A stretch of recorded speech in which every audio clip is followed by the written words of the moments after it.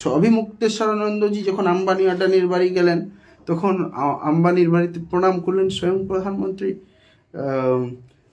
একটা অডিও ফাঁস হচ্ছে, সেই অডিওতে যোগী বলছেন আপ তো ভাবি শঙ্করাচার্য হ্যাঁ।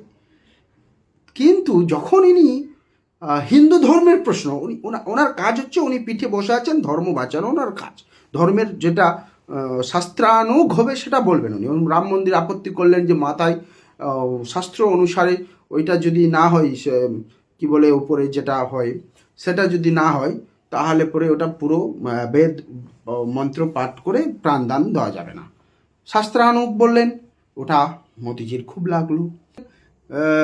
মন্দির ভেঙে দিচ্ছে তার বিরোধিতা করলেন, মূর্তি ভেঙে দিচ্ছে, একদিকে হিন্দু ধর্মের নামে ভোট নিচ্ছেন, আরেকদিকে হিন্দু ধর্মের মন্দির ভেঙে দিচ্ছে, বলছে অরঙ্গজেব যা ভাঙে নিয়ে ভেঙে দিচ্ছে। এই যে এই জন্য ওনাকে প্রতারণা করার জন্য, ওনাকে যখন উনি স্নান করতে যাচ্ছিলেন সেই ওনাদের একটা মাঘ মেলায়, সেই স্নানে ওনাকে আটকে দেওয়া হলো যেন আপনি পালকি যেতে পারবেন না। কিন্তু এটা ওনাদের পরম্পরা, যে ওরা মেন ধর্মগুরু, ওটা ওর সিস্টেম, তো ওটাকে পালন করতে দিলেন না কে? যোগী আদিত্যনাথ, যে শুধু নামে যোগী, উচ্চারণ পর্যন্ত করতে পারে না, হিন্দু ধর্মের মন্ত্রগুলো বা শাস্ত্র পড়াশোনা কিছু নেই।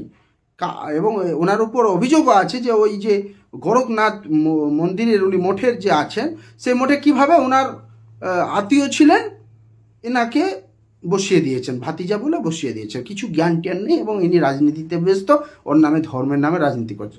যখন এই আসল গুরু হিন্দু ধর্ম বলছে যে তোমরা গো মাতার নামে ভোট নিচ্ছ, আর সারা ভারতবর্ষে বিফ এক্সপোর্টারের কাছে টাকাও নিচ্ছ, তো এই হিপোক্রেসিটা কেন?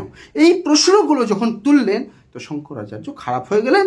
এবং শঙ্করাচার্যের ভয়েসকে কী ভাবে দেখুন, ওনার শঙ্করাচার্যের যে বিচারধারা, তার সঙ্গে আমি একমত নই, জাতীয় কংগ্রেসও একমত নই। কেন? ওনার মনুবাদ আর আমার মনুবাদের বিরুদ্ধে।